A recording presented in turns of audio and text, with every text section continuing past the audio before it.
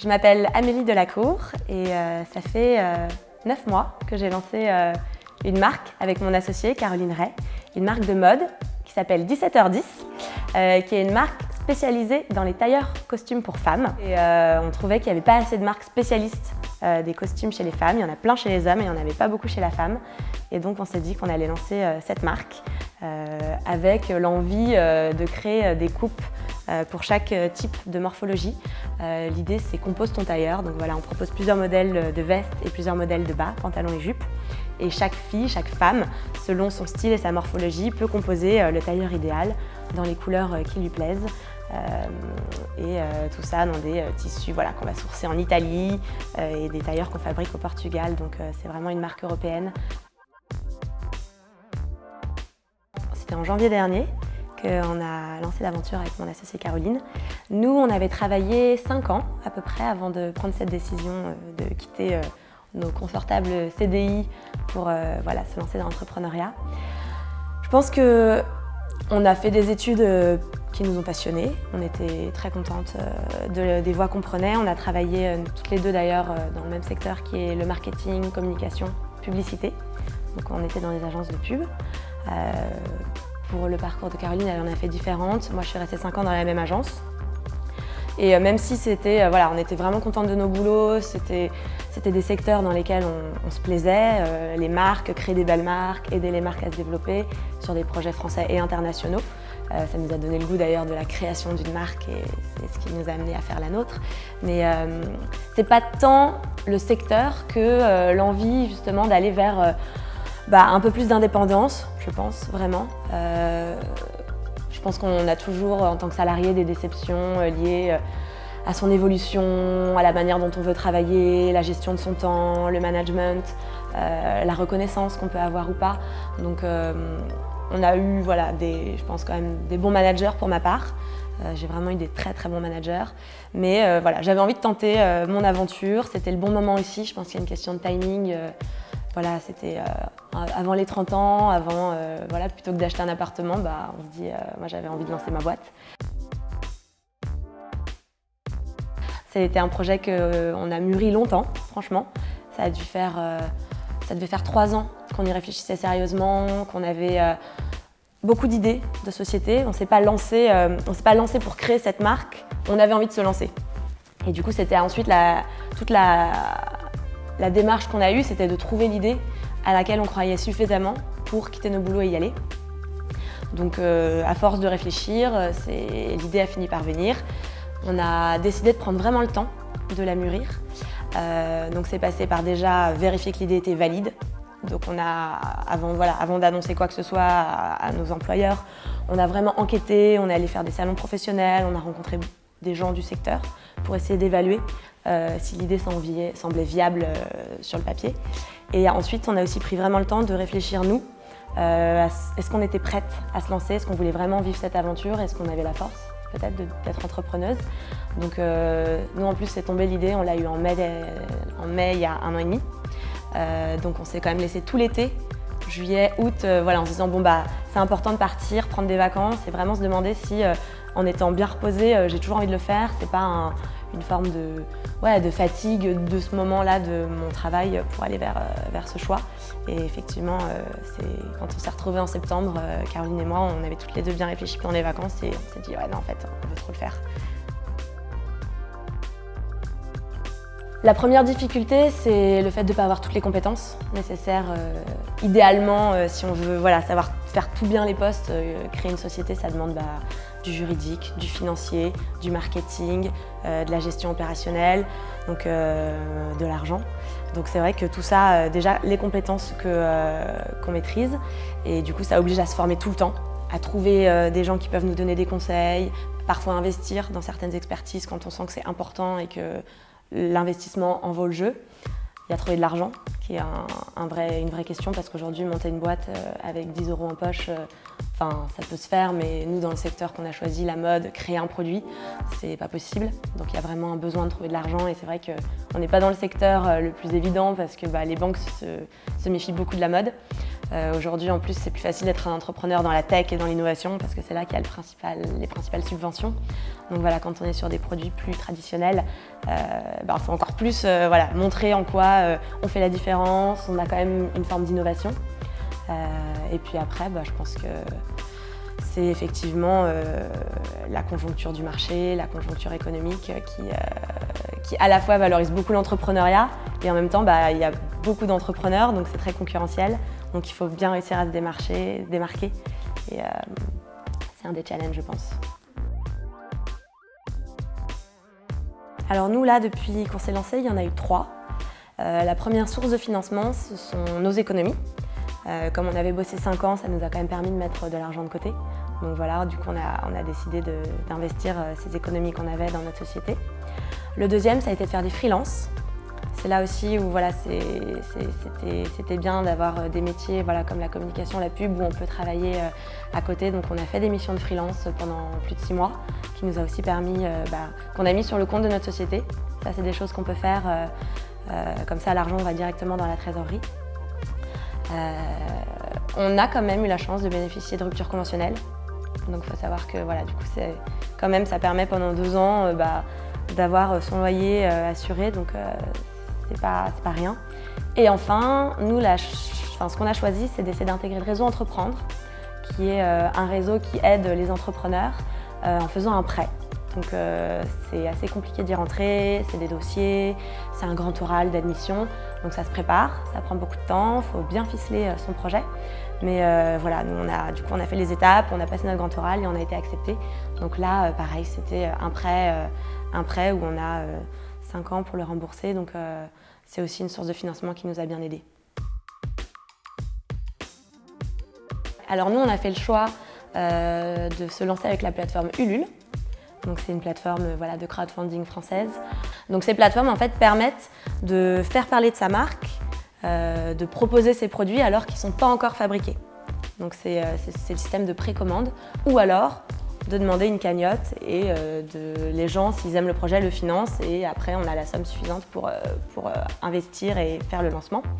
Donc nous on a choisi de vendre nos produits en précommande. Donc ça nous permettait aussi comme ça d'avoir une première somme d'argent nécessaire pour l'investissement de départ.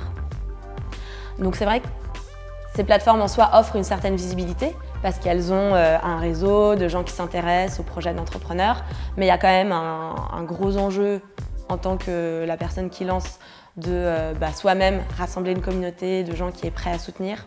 Donc ils appellent ça les cercles. Donc le cercle 1 qui est le cercle souvent de la famille et des amis, des gens très proches qui connaissent forcément le projet, à qui on parle. Après il y a le cercle 2 qui sont les amis d'amis. Donc là il faut compter sur les gens de son entourage pour parler du projet, le partager sur les réseaux sociaux. Et le 3e cercle après, qui sont là les gens encore plus loin, les gens normalement il y a 2 volets entre eux et nous. Et là c'est un peu le jackpot quand on les touche parce que c'est le plus grand. Donc cette stratégie-là se travaille. C'est ce qui passe par du teasing, par réussir à créer un peu de presse, trouver des moyens, rassembler des emailings pour pouvoir faire une newsletter, faire des partenariats avec d'autres marques qui en ont déjà.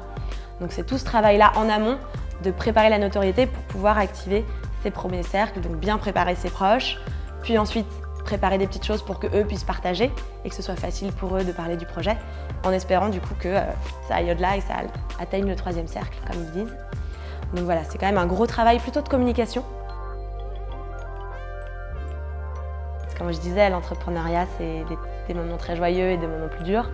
Donc c'est tellement important d'avoir ses proches dans les 2 moments.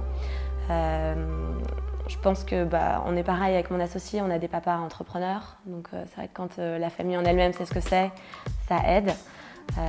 Après, je pense que c'est hyper important de bien expliquer les envies, les motivations, si on sent que les parents ne sont pas tout de suite contents du choix qu'on voudrait faire. Expliquer les raisons, embarquer avec soi. Souvent, je pense que les amis sont quand même des super soutiens.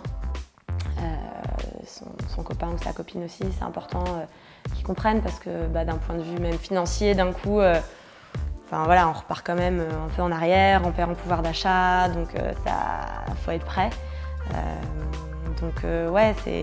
Après, là c'est très indépendant à chaque famille, à chaque personne, mais je pense que vraiment expliquer les raisons, pas donner l'impression que c'est un choix fait sur un coup de tête, à la légère, mais que la personne comprenne que c'est vraiment réfléchi, mûri, que voilà, personne n'a une tête brûlée et que c'est bien préparé. Et normalement, voilà, l'entourage suit, il n'y a pas de raison. Avoir un petit réseau autour de soi, de d'autres personnes qui montent des boîtes, c'est quand même extrêmement important parce que, en fait, on a tous les mêmes galères. Et quand quelqu'un l'a rencontré, il peut rapidement dire à l'autre comment il a fait, les contacts qu'il a utilisés. Donc c'est vraiment, nous on prend, mais je pense facilement deux cafés par semaine avec d'autres entrepreneurs. Et c'est une source d'inspiration, de solutions, de bons conseils que je recommande énormément. Et c'est hyper sympa et je pense que c'est propre peut-être à notre génération d'entrepreneurs où c'est facile de se contacter par les réseaux sociaux, on s'envoie un petit message, j'aime beaucoup ce que tu fais, j'aimerais te rencontrer. Et c'est très très facile. Et ça, c'est vraiment la recommandation, rencontrer des entrepreneurs, prendre le temps, des cafés, des déjeuners pour échanger parce que c'est vraiment tellement précieux d'avoir ce petit réseau de gens, d'entraide, tu poses une question, ils le savent. Ça fait gagner un temps fou et même ça apporte beaucoup d'un point de vue moral et motivation. Du coup, on cherchait un peu des témoignages de d'autres entrepreneurs pendant qu'ils montaient leur boîte, au début, et pas seulement l'histoire racontée 5 ans plus tard, quand la boîte marche bien et que forcément on a une lecture du passé toujours un peu plus positive et donnant l'impression que c'était facile. Et on trouvait très peu de témoignages en temps réel de personnes qui montaient leur boîte. Du coup, on s'est dit ce serait un contenu hyper chouette à faire. Et on a décidé de créer un podcast qui s'appelle Commencer, qu'on produit avec Nouvelles Écoutes, qui est une chaîne de podcast. Et l'idée de ce podcast, c'est vraiment de raconter au jour le jour tout ce qu'on traverse. Et quand on est un entrepreneur, tout ce qu'on entend. Donc concrètement, en fait, on a un micro tout le temps avec nous. Quand on discute avec mon associé, quand on rencontre notre expert comptable, quand on voit l'avocat, quand on reçoit nos produits. Tout le temps, on s'enregistre. Et l'idée, c'est de donner à entendre aux gens la vie d'un entrepreneur, les réactions des proches aussi, comment les parents réagissent, comment les amis, les conseils, les bons, les mauvais qu'on peut entendre, les moments durs, les moments de joie. Donc c'est vraiment les coulisses de l'entrepreneuriat. Et du coup, c'était effectivement un pari de commencer. Donc le podcast, c'est une émission de radio numérique. Donc ça a été le premier élément aussi de notre communication, parce que c'est vrai que ça nous a permis de faire connaître notre marque avant même qu'elle existe vraiment. On a une audience qui s'est attachée à notre histoire et qui a vu la marque grandir au fur et à mesure. Donc je pense qu'on peut dire effectivement que notre marque est basée sur le digital. Nous, on compte aussi se distribuer énormément via un site e-commerce. Donc SEO, podcast, digital et website. Et vraiment, c'est un peu le triangle pour le moment de ce qu'on est en train de bâtir. Donc maintenant, ça va être, comme je disais, comme on vient de se lancer, on a l'intention de commencer à faire ce qu'on appelle du paid. Donc aussi bien sur les réseaux sociaux que via Google et tous ces outils-là. Donc de toute façon, quand on est petit, qu'on a un budget limité, c'est le digital, le numérique, les réseaux sociaux qui sont les meilleurs choix pour essayer de faire parler de soi et de se faire connaître. La principale différenciation, elle vient de qui on est, parce que finalement on ne vient pas de la mode à l'origine, on n'est pas des modeuses, on n'est pas des purs stylistes. Nous, on a voulu travailler notre collection sur la base des consommateurs et c'est là où on était, notre cœur de métier, c'est de comprendre le consommateur. Moi, j'ai fait beaucoup de sociaux, les agences de pub aussi, on avait des métiers qui étaient pour comprendre les personnes à qui on parle. Donc c'est vraiment tout est basé sur l'étude des femmes, de leur corps, de leurs besoins, parce que comme on fait des vêtements, des vestes et des pantalons pour aller travailler, on a vraiment voulu comprendre ce que les femmes actives comment leur journée se passait, de quoi elles avaient besoin, des poches, comment il fallait que leurs pantalons soient coupés, leurs vestes, selon qu'elles avaient de la poitrine, des épaules, des hanches. Donc voilà, tout est parti sur une étude, donc vraiment centrée sur le consommateur et pas tant sur les tendances et sur ce que peut-être la mode est plus apte à vouloir faire. Ensuite, on est quand même sur un produit unique, le tailleur. Donc le fait d'être une marque spécialiste, c'est aussi une forme de différenciation. Effectivement, on trouve des tailleurs dans toutes les marques, mais une marque qui vraiment vous propose ce produit comme son axe de spécialisation, c'était un pari aussi. Nous, on parie beaucoup sur la qualité.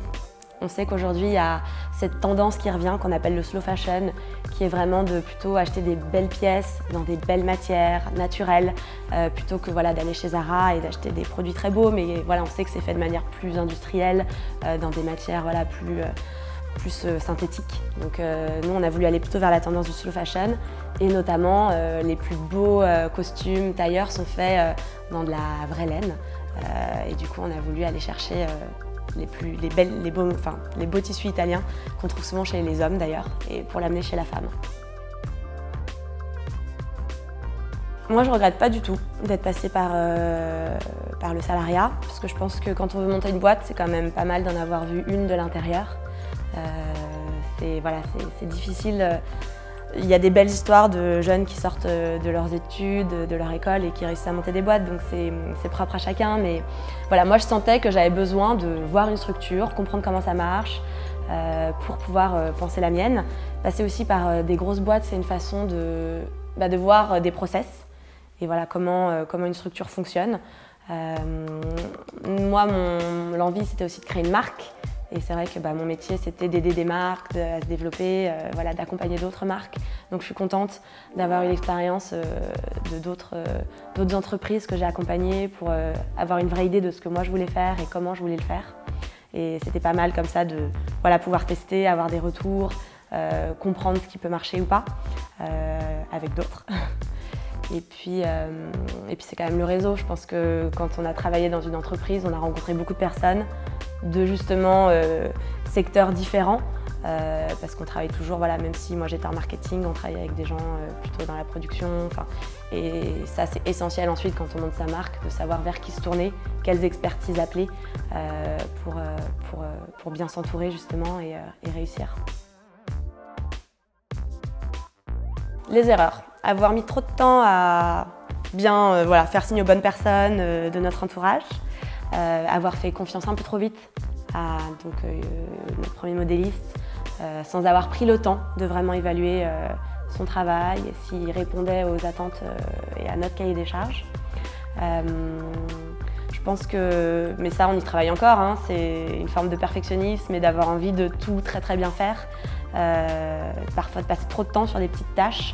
Et ça, je sais que ça fait partie de moi en tout cas, de ma zone d'amélioration, c'est vraiment de savoir évaluer ce qui est vraiment important pour le business et ce qui l'est moins, pour savoir où je mets principalement mon énergie, au détriment de petites choses peut-être soit plus amusantes, soit dans lesquelles j'ai envie de mettre du temps, mais bien évaluer.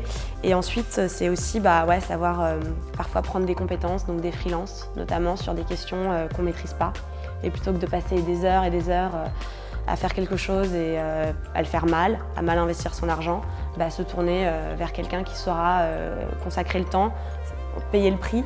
Et nous, c'est le choix qu'on a fait finalement, où on faisait des freelances pour pouvoir se payer d'autres freelances sur un secteur où on n'était pas des expertes, en se disant que c'était un investissement qui en valait le coup. Il faut bien avoir ficelé son projet. Il faut quand même... c'est le plus dur, c'est de prendre des décisions et de s'y tenir, en ayant la bonne souplesse pour adapter un petit peu quand on voit qu'on peut faire une sortie de route. Donc quand même avoir son cap bien fixé, mais avoir suffisamment, c'est ce qu'on appelle le test and learn, d'adaptabilité pour passer par d'autres petits chemins. Il faudra aussi, on verra, mais par étapes, être prêt probablement. Il y a plein de gens qui racontent que souvent l'idée qu'ils ont eue n'est pas celle qui a fini par marcher et par donner le business qu'ils ont à la fin. Donc être très à l'écoute, très agile, savoir bien comprendre les petits signaux qu'on a de qu'est-ce qui marche, donc lancer plein de petites cannes à pêche et capitaliser probablement sur là où ça répond le mieux.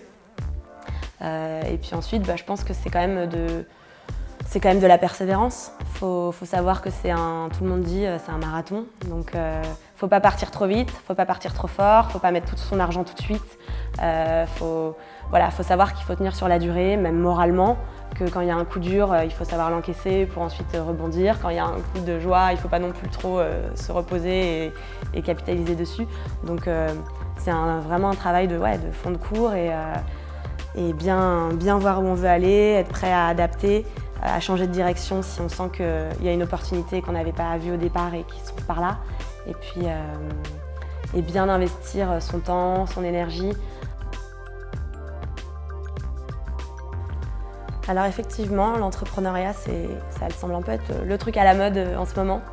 Moi je pense qu'il faut quand même se méfier parce que c'est un choix spécial de décider de lancer sa boîte. Il faut vérifier 2 choses et je pense que c'est vraiment important de prendre le temps de cette introspection, que ce soit son projet et vraiment prendre le temps de se poser, est-ce que mon idée est viable, est-ce qu'elle est réalisable, est-ce qu'il y a de la place sur le marché pour l'introduire, est-ce que voilà, ça peut être porteur de business. Il ne faut pas se lancer bien en tête parce qu'on pense que nous on a un besoin et que comme on ne trouve pas de solution, tout le monde, d'autres personnes l'ont aussi et ça veut dire que ça va marcher. Donc vraiment prendre le temps de cette étude. Donc ça c'est vraiment le projet et après vraiment la question de soi aussi en tant qu'entrepreneur. Est-ce qu'on a les épaules, le moral, les compétences, la niaque, la capacité de travail, enfin voilà, c'est quand même, ça demande pas d'être plus un surhomme que d'être un salarié, mais ça demande vraiment des ressources, je dirais, particulières. Voilà. Est-ce que parfois on a peut-être aussi besoin d'un associé? Moi je sais que je ne me serais jamais lancée toute seule. Je me suis lancée parce que j'avais une associée en qui je croyais et voilà, et je savais qu'à 2 on y arriverait. Donc bien évaluer ce dont on a besoin aussi pour que ça réussisse. Et après je pense que c'est très honnêtement faire un peu le SWOT de quels sont, le SWOT c'est donc les forces, faiblesses, menaces et opportunités qu'on a autour de soi. Et vraiment qu'est-ce qu'on a qui va faire la différence? Est-ce que on a de l'argent? Et du coup, c'est parce qu'on va pouvoir investir que ça va marcher. Est-ce qu'on a un réseau? Et c'est grâce à ce réseau qu'on va pouvoir trouver des bonnes personnes. Est-ce que c'est l'idée qui effectivement est révolutionnaire, fait la différence? Est-ce qu'on est un génie d'une technologie et on va réussir à... Donc voilà, je pense que c'est vraiment important de savoir qu'on a un point très très fort qui va nous permettre de nous appuyer dessus et que le projet ait vraiment une chance de marcher.